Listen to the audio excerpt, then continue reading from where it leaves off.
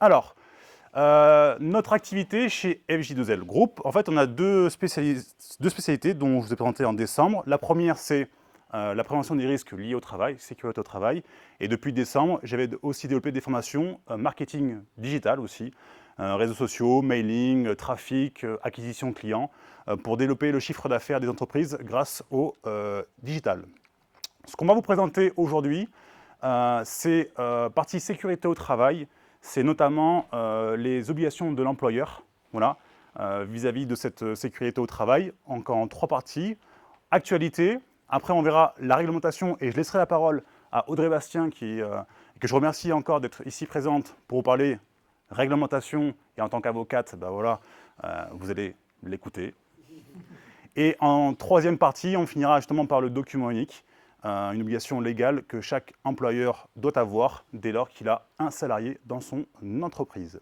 Alors, niveau actualité, je ne sais pas si vous avez suivi, mais soyez alertés qu'il y a plusieurs indicateurs qui font qu'en France, la sécurité au travail, c'est un gros sujet. Ici, vous avez le classement européen, voilà, des accidents du travail, c'était en 2022. La France, on est troisième avec le nombre d'accidents du travail. Et pour vous donner une indication, en premier, c'est l'Estonie, je crois, et en deux, c'est la Lituanie. Et nous, on est troisième. Autant vous dire qu'on est très mal classé. 623 décès en 2023, d'accord, dû à un accident du travail. Le Premier ministre l'avait dit, il y a tous les jours 2 décès dus à un accident du travail. Donc chaque jour, 2 personnes meurent au travail. En plus, ils ont ouvert un concours d'inspection du travail pour qu'il y ait plus d'inspecteurs sur le terrain. Il y a eu aussi une campagne gouvernementale, c'était fin d'année 2023 à la radio et aussi à la télévision, c'était un spot publicitaire. Et aussi, pensez, alors je ne l'ai pas mis ici, mais qu'ils sont en train de construire une plateforme numérique où chaque employeur aura l'obligation de renseigner son document unique sur cette plateforme. Donc tout ça pour vous dire que ça doit vous alerter, et ça doit alerter aussi vos connaissances employeurs du fait qu'il va y avoir un serrage de vis au niveau de la sécurité au travail. Voilà. Ça, c'est le niveau actualité. Et je laisse la parole à Audrey, qui va vous parler de la réglementation. Donc effectivement, rapidement, puisque 10 minutes c'est court pour vous faire part de toutes les obligations légales qui vous appartiennent, sachez que si vous avez tous au moins un salarié dans l'entreprise, vous êtes beaucoup d'entrepreneurs, vous êtes soumis à cette obligation. C'est-à-dire qu'il n'y a pas, c'est tous les employeurs de droit privé et quel que soit le nombre de salariés, c'est-à-dire un seul salarié, y compris stagiaire, intérimaire.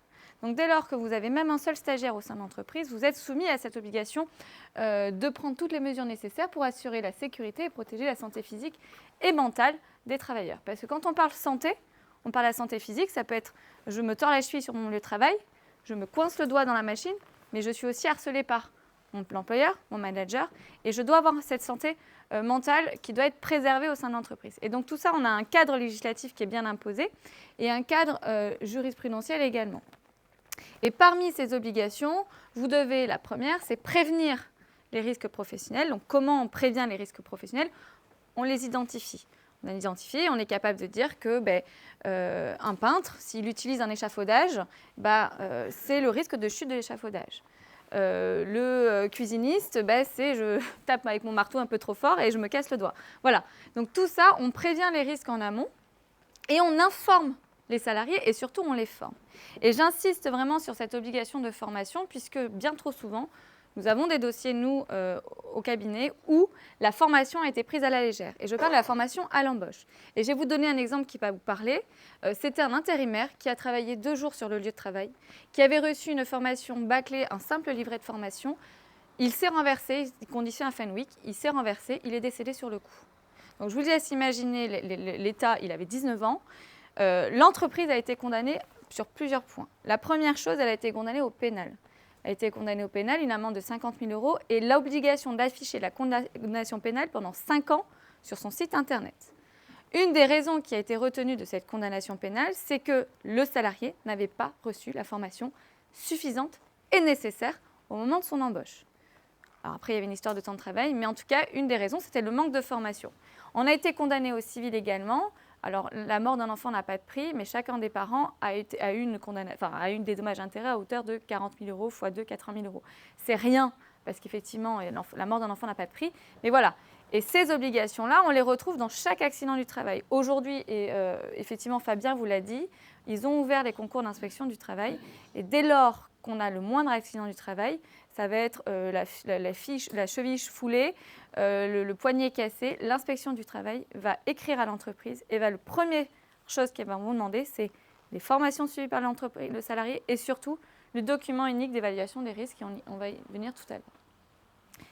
On doit mettre en place des moyens adaptés, c'est-à-dire quels sont les moyens de protection qu'on met à disposition du salarié pour éviter ces risques, et l'obligation de mettre en place un document unique d'évaluation des risques à partir d'un seul salarié. Vous avez un apprenti dans l'entreprise, vous êtes obligé de mettre en place ce document unique.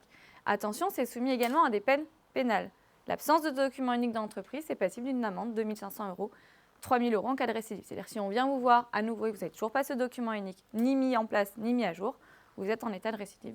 Et je vous laisse du coup, Fabien, vous faire la suite sur le document unique. Super, merci. La première pierre qui vous permet de mettre un pied sur ce sujet de la sécurité au travail dans une entreprise, c'est ce document unique. Alors, DURP, document unique d'exposition aux risques professionnels. Alors, effectivement, c'est un inventaire des dangers et des risques inhérents à l'entreprise. Et dedans, on va retrouver bien sûr tous ces dangers et risques par unité de travail, ce qu'on appelle situation d'activité. Et bien sûr, les moyens de prévention que vous allez mettre en place pour éviter que l'accident se produise. Je vais vous donner des exemples après. Comme l'a dit Audrey, il est obligatoire, donc depuis le 5 novembre 2021, pour les entreprises à partir du premier salarié, stagiaire, intérimaire. Et ça, c'est l'article du Code du travail qui le définit. L'amende est salée, donc 7 500 € pour une personne morale, donc ça c'est l'entreprise. Et comme l'a dit Audrey, c'est 1 500 pour une personne physique, donc le gérant de l'entreprise. En fait, le document unique, l'INRS, Institut national de recherche et sécurité, a identifié différents risques. Il y en a une vingtaine, voilà, donc c'est une liste non exhaustive. Les étapes clés de la rédaction d'un document unique, tout d'abord, on va se former sur cette rédaction de document. On va définir le périmètre d'une entreprise, à savoir où est-ce qu'ils travaillent, le type d'activité, l'effectif aussi, le matériel qu'ils utilisent, est-ce qu'il y a la partie bureau, administration, salle de formation, chantier, entrepôt, etc. Et on va rassembler toutes ces informations. Après, bien sûr, on va analyser l'activité au cas par cas. On va identifier les risques pour chaque activité de l'entreprise. Voilà. Et bien sûr, on va proposer des actions de prévention. On va aussi vérifier avec l'employeur quels moyens de prévention lui a mis en place déjà et qu'est-ce qu'il pourrait rajouter pour éviter l'accident du travail. Et après, on communique. Le document unique doit être accessible à tout salarié s'il le demande. Il doit être à disposition. Voilà, ça, c'est une obligation légale. Si un de vos salariés vous dit moi, je veux voir le document unique, vous devez lui transmettre, voilà, soit une photocopie ou vous lui présentez. Et je vous invite aussi, pour ceux qui l'ont, chaque année, voilà, à faire signer, à émarger le fait que le salarié ait pris connaissance du document unique. Qu'il l'ait lu ou pas, ça ne vous regarde pas, mais il est à disposition. Après, il signe une feuille comme quoi il a bien pris connaissance du document unique, parce que vous aussi, ça vous permet de vous assurer que le salarié a pris en compte les consignes qu'il y a le document unique. Okay, notamment sur le port des EPI, par exemple, un exemple concret. Voilà, et participer au DU, c'est ça, on le fait évoluer. Hein. Alors, pour les entreprises de plus de 11 salariés, c'est mise à jour tous les ans. Et pour les entreprises de moins de 11 salariés, on fait une mise à jour, voilà, dès qu'il y a des changements majeurs, on le met à jour au compte-gouttes, sans souci. Alors si je peux juste rajouter quelque chose, c'est une mise à jour au minimum une fois par an, mais dès lors que vous avez un accident du travail, qu'il soit bénin ou plus grave, on le met à jour. Pourquoi ? Parce qu'il y a des risques aujourd'hui que vous n'avez pas forcément identifiés dans l'entreprise. Des risques qui vous paraissent ne pas exister parce qu'avec toutes les mesures que vous avez mises en place. Malgré les mesures que vous avez pu mettre en place, un accident va se produire. Donc on est obligé de mettre à jour ce document unique dès lors qu'un accident se produit. Pourquoi ? Parce que l'inspection du travail, si elle agit, ou même s'il y a ensuite un autre accident, vous avez dit on a pris conscience qu'il y avait un risque qu'on n'avait pas identifié, on a mis un moyen d'action pour éviter que ce risque se reproduise. Donc si vous avez un accident par mois, une fois par mois, il faut mettre à jour le document unique. Voilà. Super, merci Audrey. Ici, je vais vous donner un exemple concret. Donc, succinctement, donc on a la partie 7, risque de rayonnement. Vous voyez ici dans les moyens de prévention, alors description, c'est poste à soudure avec formation d'arc, poste à soudure chalumeau, travail en période estivale, toiture, fosse, réverbération. Moyens de prévention déjà mis en place dans l'entreprise, fourniture d'équipements de protection individuelle, comme des lunettes de sécurité avec filtre adapté, et mise à disposition de casquettes avec visière. Moyens de prévention à mettre en place qu'on a identifié qui n'a pas été mis, c'était mise à disposition de lunettes de soleil, notamment pour la partie piscine. Voilà, parce que l'été, avec la réverbération, ça éblouit. C'est assez simple pour le coup, mais il faut l'indiquer pour le salarié. Parce que si le salarié se plaint après d'une perte visuelle, eh ben on va revenir sur cet accident ou maladie professionnelle et dire qu'est-ce qu'a mis l'entreprise en place pour éviter que le salarié ait une perte visuelle. Je vous passe les détails de fréquence d'exposition, gravité, taux de criticité, indice de maîtrise, indice de risque. Voilà. Si vous avez besoin, consultez-moi et ça, je vous explique en détail. Et ça, c'était le risque d'incendie, par exemple. Utilisation de matériel de découpe, meuleuse, disqueuse, chalumeau, poste à souder.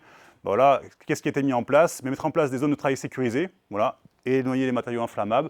Donc, on peut aussi délivrer ce qu'on appelle des permis-feu. Utilisation d'un bouclier par flamme. Utilisation d'outils et d'équipements dotés de dispositifs de sécurité contre les intercelles. Et vérification périodique de l'état de fonctionnement des appareils. Moyen de prévention à mettre en place pour l'entreprise, qui n'a pas été fait, c'est former les salariés comme notre mascotte à utiliser un extincteur, par exemple. Voilà. Et ce qu'on appelle se former aux EPI, enfin à l'EPI, équipier de première intervention. Justement, ce document unique, du coup, on va pouvoir aussi, en moyen de prévention à mettre en œuvre, mettre des formations qui vont pouvoir couvrir le risque, comme la formation incendie. Et voilà, de ce document unique, nous on propose différentes formations à la sécurité au travail, SST, autorisation de conduite, travail en hauteur, montage, démontage, échafaudage. Les réseaux AIPR, on est agrémenté maintenant. Document unique, on fait de la formation pour l'aide à la rédaction de documents uniques, mais aussi on fait de la prestation de rédaction de documents uniques au besoin. Habitation électrique, prévention des TMS, bref, etc., etc., etc. Attention, chaque secteur, oui. Dire que celles-ci et celles-ci sont hyper importantes, souvent très obligatoires, puisque ma problématique, c'était dans une de ces manquements-là. Et celles-là, on ne peut pas passer à côté. Voilà, c'est des obligations, des formations qui sont obligatoires, généralement parce que nécessaires à la poursuite de l'activité du salarié. Donc, Fabien, c'est cool que tu les proposes, parce qu'elles sont vraiment obligatoires dans la plupart des entreprises, généralement, qui utilisent l'électricité, l'échafaudage, les peintures.